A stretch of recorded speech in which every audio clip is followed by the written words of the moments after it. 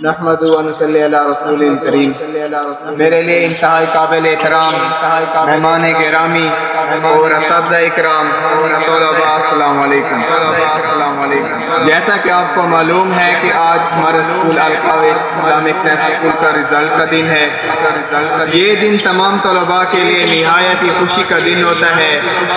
اس دن کے اندر جس بچے نے امتحان میں جتنی محنت کی ہوتی ہے اس کو اس کا ثمر پھل ملتا ہے۔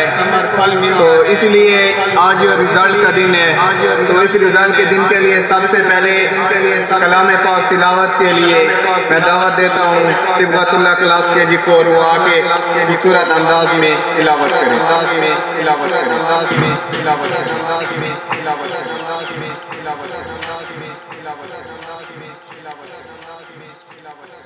أعوذ بالله من الشيطان الرجيم.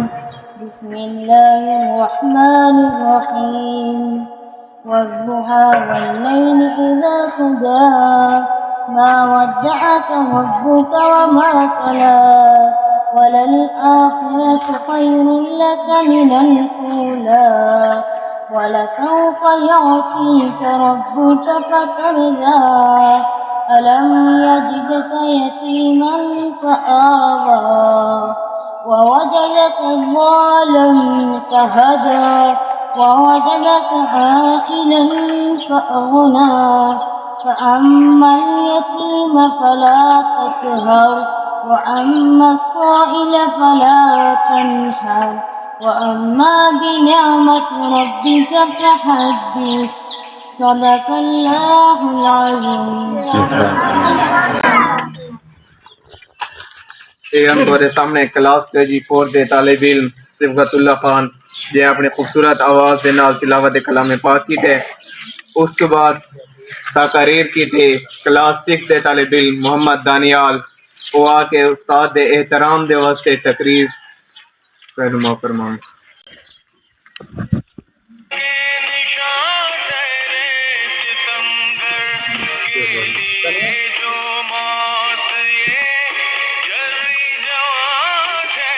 اعوذ باللہ من الشیطان الرجیم، بسم اللہ الرحمن الرحیم۔ بہت ہی معزز مہمان گرامی، پرنسپل صاحب اور اساتذہ کرام، السلام علیکم۔ آج مجھے جس عنوان پر لفظ عیسائی کرنے کا موقع ملا ہے وہ استاد کا احترام ہے۔ قسم ہے اس شان و عزت کی تجھے وہ شاد کر دے گا، ادب استاد کا ایک دن تجھے آباد کر دے گا۔ دنیا میں جتنی بھی قوموں نے ترقی کی ہے، اس کا جو سہرا ہے وہ استاد کے سر پر جاتا ہے۔ استاد کے احترام میں ایک واقعے کو مد نظر رکھتے ہوئے واضح کرنا چاہتا ہوں۔ ایک دفعہ خلیفہ ہارون رشید جو کہ مسلمانوں کا مشہور خلیفہ تھا، اس کے 2 بیٹے تھے، ایک کا نام مامون اور دوسرے کا نام آمین۔ ایک دن جب خلیفہ مسجد سے باہر نکلا تو اس نے دیکھا کہ اس کے دونوں بیٹے ایک کونے میں رکھے ہوئے جوتوں کی طرف لپکے، ایک نے ایک جوتا اٹھایا اور دوسرے نے دوسرا جوتا اٹھا لیا۔ خلیفہ یہ ماجرا دیکھ رہا تھا، وہ یہ دیکھ کر حیران ہوا اور معلوم کرنے پر پتہ چلا کہ وہ جوتے اس کے بیٹوں کے استاد کے تھے۔ دوسرے دن خلیفہ نے اپنے وزیروں اور مشیروں سے پوچھا کہ دنیا میں سب سے زیادہ خوش نصیب شخص کون ہے، تو انہوں نے کہا کہ آپ ہی ہیں، کیونکہ اللہ نے آپ کو مسلمانوں کا خلیفہ بنایا، آپ کا رتبہ سب سے بلند ہے۔ تو خلیفہ ہارون رشید نے کہا کہ سب سے بلند رتبہ استاد کا ہے، جس کے جوتے خلیفہ وقت کے بیٹے اٹھاتے ہیں۔ استاد کی عظمت کو ترازو میں نہ تولو، استاد تو ہر دور میں نامول رہا ہے۔ آخر میں اتنی تقریر کا اختتام علامہ محمد اقبال کے ایک شعر پر کرنا چاہتا ہوں۔ افراد کے ہاتھوں میں ہے اقوام کی تقدیر، ہر فرد ہے ملت کے مقدر کا ستارہ۔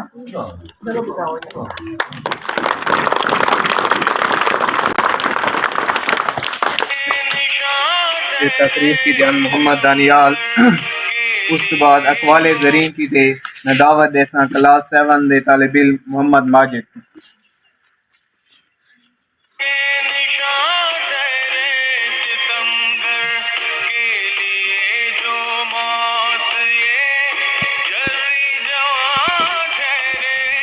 سب سے پہلے میں مہمانان گرامی استاد اکرام اور طالب علموں کو سلام پیش کرتا ہوں۔ السلام علیکم۔ آج مجھے جس ٹاپک پر لب کشائی کرنے کا موقع ملا ہے وہ اقوال زری ہے۔ میں سب سے پہلے آپ کے سامنے کچھ اقوال زری پیش کرتا ہوں۔ نمبر 1، تمام کتابوں میں سے افضل کتاب قرآن پاک ہے۔ تمام انبیاء سے بہتر نبی محمد صلی اللہ علیہ وسلم ہے۔ تمام آنسوؤں میں سے افضل آنسو وہ ہے جو اللہ کی ڈر کی وجہ سے نکلے۔ تمام نمازوں میں سے افضل نماز وہ ہے جو وقت پر پڑھی جائے۔ تمام دنوں میں سے افضل دن جمعہ مبارک ہے۔ سب سے افضل مہینہ رمضان المبارک ہے۔ پانیوں میں سے افضل پانی زمزم ہے۔ تمام اموات میں سے افضل شہید کی موت ہے۔ طالب علموں میں سے افضل طالب علم وہ ہے جو دین اسلام کا علم سیکھے اور دوسروں کو سکھائے۔ آخر میں اپنی تقریر کا اختتام شاعر مشرق ڈاکٹر علامہ محمد اقبال کے ایک شعر سے کرنا چاہوں گا۔ دوا کی تلاش میں رہا دعا کو چھوڑ کر، دوا کی تلاش میں رہا دعا کو چھوڑ کر، میں چل نہ سکا دنیا میں خطاؤں کو چھوڑ کر۔ حیران ہوں میں اپنی حسرتوں پہ اقبال، حیران ہوں میں اپنی حسرتوں پہ اقبال، ہر چیز خدا سے مانگ لی مگر خدا کو چھوڑ کر۔ بس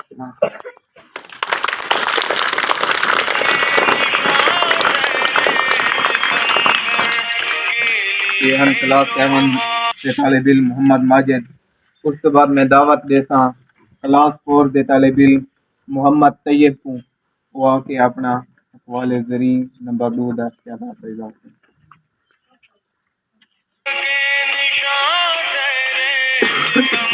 بسم اللہ الرحمن الرحیم۔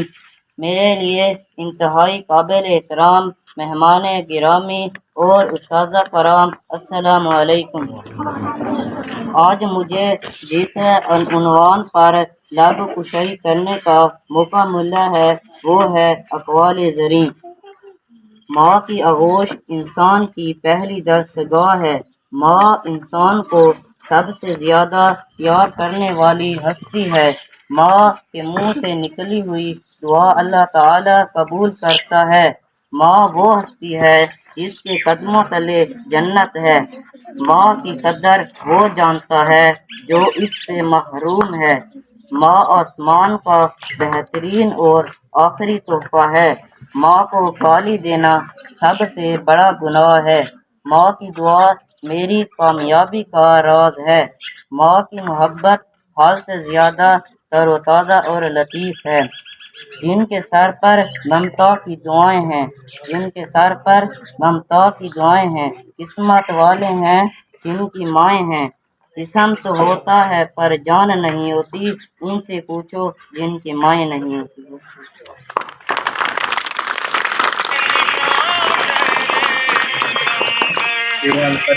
طالب علم محمد طیب، اس کے بعد ہر پروگرام کے اندر کتنی نعت بھی ہوندی ہے، تلاوت قرآن پاک ہی ہوندا ہے تے بچیاں دی دل جوئی کی تے ہی چھوٹا دیاں گاون کی تے میں دعوت دیسا محمد ادریس کو کلاس پریپ آ کے 5 منٹاں کے دلی گاون سنا دے۔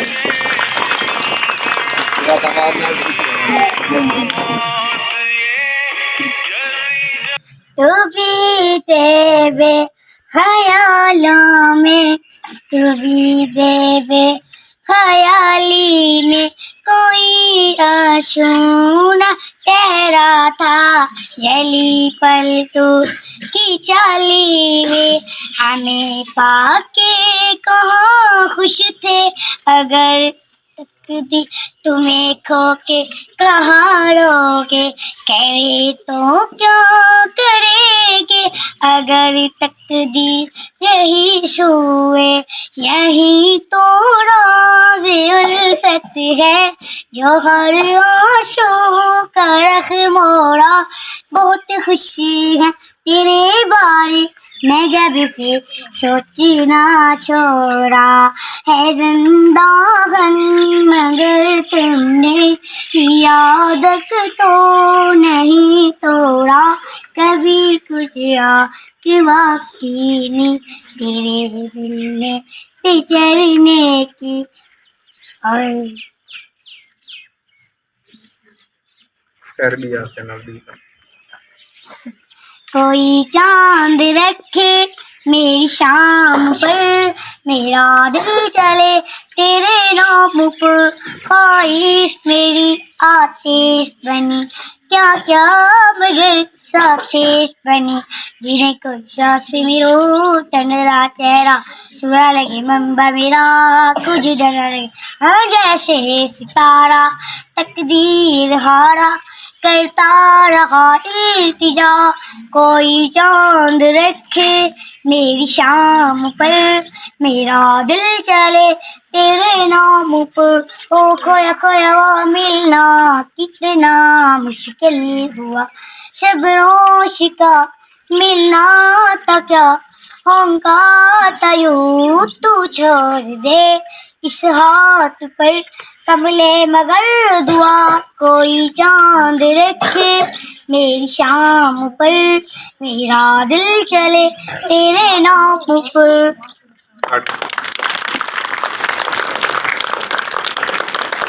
ساری کلاس پرد طالب علم محمد ادریس اس تو بعد میں مہمان گرامی جناب عتیق صاحب کو دعوت دیسا وہ آ کے 5 منٹوں کے اندر اپنے خیالات کا اظہار کریں.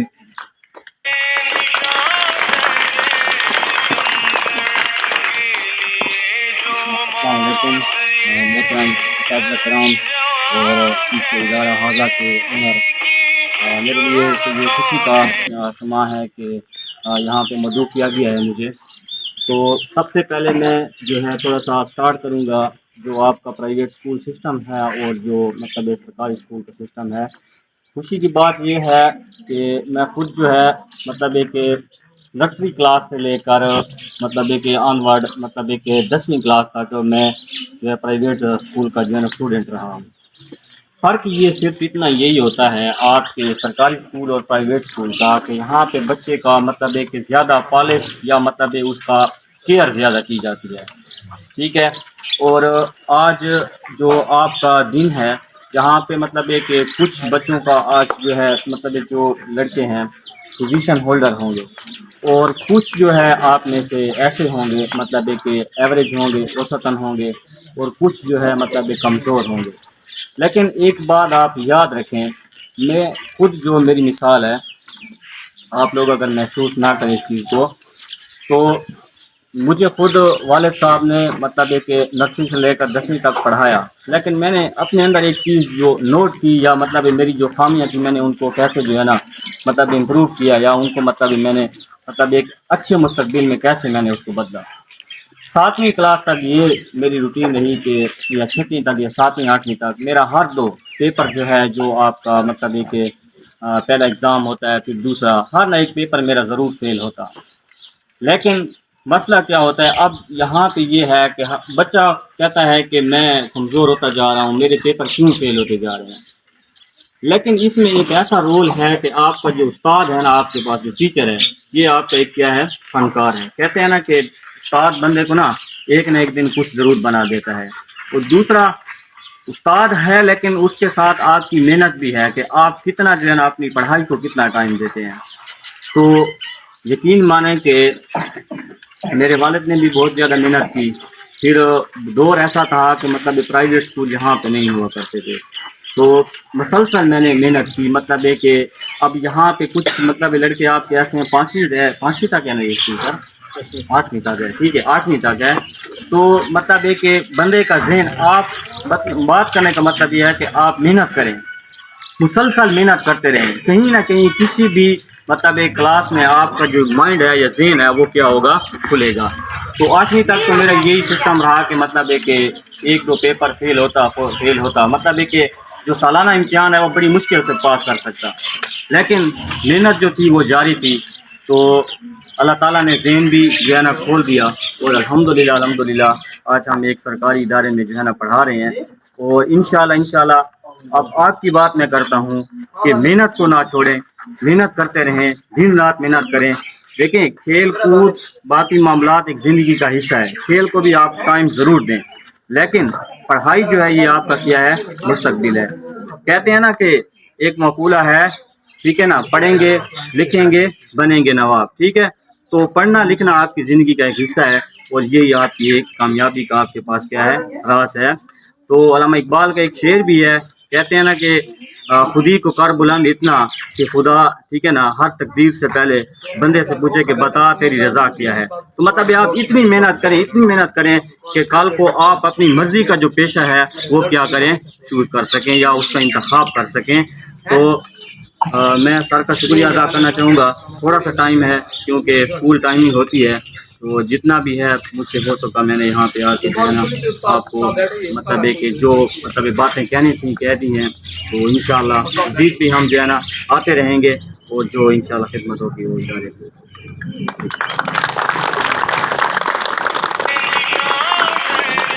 سارے مہمان گرامی عتیق صاحب, اس کے بعد میں دعوت دے سا میرے بھائی محترم راول پنڈی کان آئے ہوئے سارے مہمان گرامی مہمان خصوصی مولانا مطیع اللہ صاحب کو جو آ کے اپنے خیالات کا اظہار کریں. مولانا مطیع اللہ صاحب.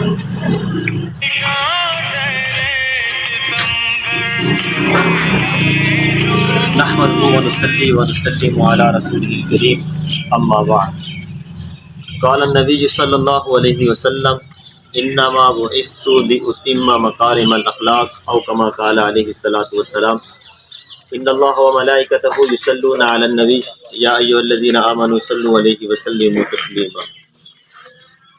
یہ میرے لیے ایک اعزاز بھی ہے اور خوشی کی بات بھی ہے کہ مہمان کے طور پر بلایا بھی ہے اور اسی طرح بیان کا بھی موقع دیا ہے. اللہ جل جلالہ آپ کے ادارے کو قائم دائم رکھے اور مزید ترقیوں سے بھی نوازے. اساتذہ کرام کی محنت اور اسی طرح ایک ڈسپلن جو ہوتا ہے سکول کا وہ سب سے اچھا اور بہتر ہوگا تو آگے انشاءاللہ العزیز یہ ادارہ بھی ترقی کرتا جائے گا. میں تقریباً بہت سارا عرصہ ہو گیا ہے راول پنڈی میں رہتا ہوں. راول پنڈی میں بچوں کو بھی پڑھاتا ہوں, ٹیوشن وغیرہ بھی پڑھاتا ہوں. وہاں کے بچے اور یہاں کے بچوں کو جب میں دیکھتا ہوں تو وہ بالکل نالائق قسم کے ہوتے ہیں, لیکن ان کو ہم ایسا تیار کرتے ہیں کہ 1-1.5 سال کے اندر قرآن مجید کا ختم بھی کرا دیتے ہیں اور اسی طرح 6 کلمے بھی اور اس کے علاوہ جو دعائیں وغیرہ بھی. اور کبھی کبھار میں اپنے مقتدیوں کو بھی کہتا رہتا ہوں کہ جو ہمارے دیہات کے بچے ہیں وہ بہت لائق ترین بچے ہوتے ہیں, لیکن ان کو تیار کرنا جو ہے یہ ایک بہت مشکل مرحلہ ہوتا ہے. ذہین بھی ہوتے ہیں لیکن اس کے باوجود ان پر محنت اگر کی جائے تو وہ شہر والوں بچوں سے بھی زیادہ آگے نکل جائیں گے. اب وہ صبح کے ٹائم اٹھتے ہیں اور اسی طرح وہ سکول کی تیاری کرتے ہیں, سکول جاتے ہیں, جیسے ہی واپس آتے ہیں 1 بجے 1:30 بجے اوپر سے ہم لوگ آ جاتے ہیں پڑھانے کے لیے, قاری حضرات. اب آدھا پونا گھنٹہ ہم لوگ پڑھاتے ہیں, جیسے ہی ہم وہاں سے نکلتے ہیں تو فوراً ان کو ٹیوشن کے لیے بھیج دیا جاتا ہے. رات کو 6 بجے 7 بجے پھر واپس آتے ہیں, تھوڑا سا ہوم ورک کیا اور پھر اس کے بعد ان کو سلا دیا جاتا ہے, زبردستی سلا دیا جاتا ہے. ایسے نہیں سلایا جاتا جس طرح آپ جتنے بچے ہیں یا ہمارے علاقے کے جتنے بچے ہیں یہ تو سارا دن میں تو کہتا ہوں کہ کھیل کود میں گزار دیتے ہیں. اگر یہ 1 گھنٹہ یا 1.5 گھنٹہ اضافی بھی اگر کسی ٹیوشن سینٹر میں یا اسی طرح جو سبق جہاں پہ دیا جاتا ہے اگر اسی پر تھوڑی سی بھی توجہ کریں گے نا تو ہم لوگ تو کہتے ہیں کہ یار وہ فلاں آدمی جو ہے وہ شہر میں گیا ہے, اس کے بچے آگے نکل گئے ہیں, آگے بڑھ گئے ہیں, اچھی اچھی نوکریاں ان کو مل گئی ہیں, اچھا ان کا بزنس جو ہے وہ چل پڑا ہے. تو اچھی نوکریاں اب ان کا حصہ بنتی جا رہی ہیں. ہمارے بچے جتنے بھی ہیں وہ کیوں رہ جاتے ہیں, اسی وجہ سے رہ جاتے ہیں کہ جیسے اسکول سے گئے گھر کے اندر بستہ رکھا اور فوراً کھیل کود کے لیے نکل گئے. تو کم از کم آپ کو یہ چاہیے کہ مغرب کے بعد یا اسی طرح عشاء کے بعد جو بھی آپ کو ٹائم ملے کم از کم آدھا گھنٹہ پونا گھنٹہ یا زیادہ سے زیادہ 1 گھنٹہ ہوم ورک کرتے رہیں گے سکول کا تو امید ہے انشاءاللہ العزیز کہ شہر کے بچوں سے بھی آپ آگے نکل جائیں گے. تو میری یہی گزارش ہوگی آپ سب سے اور جتنے بھی والدین بیٹھے ہوئے ہیں والد حضرات اور اساتذہ اکرام سے بھی کہ آپ اپنے بچوں کو ایسے ہی کریں کہ آدھا پونا گھنٹہ ہوم ورک کا جو ہے وہ لازمی دیں، اور کل صبح جب آئیں پڑھنے کے لیے ان کا ہوم ورک چیک کیا جائے، آپ نے رات کو کیا پڑھا ہے، ان سے پوچھیں، ان کی جو ہے نا ایک ایک کاپی جو ہے ان کو دیکھیں کہ آپ نے کہاں آج آپ کو میں نے اتنا سبق دیا تھا اور آپ کو اتنا کرنا چاہیے تھا، آپ نے اتنا کیوں نہیں کیا؟ تو اس طرح سوال و جواب ہوگا تو بچے کا ذہن جو ہوگا وہ ایسا ایسا کھلنا شروع ہو جاتا ہے، تو اس کے پھر نتائج اچھے نکلتے ہیں۔ تو اللہ تعالیٰ سے دعا ہے کہ اللہ تعالیٰ ہم سب کو اور اس ادارے کو بھی قائم رکھے اور مزید ترقیوں سے بھی نوازے۔ وعلینا الا البلاغ۔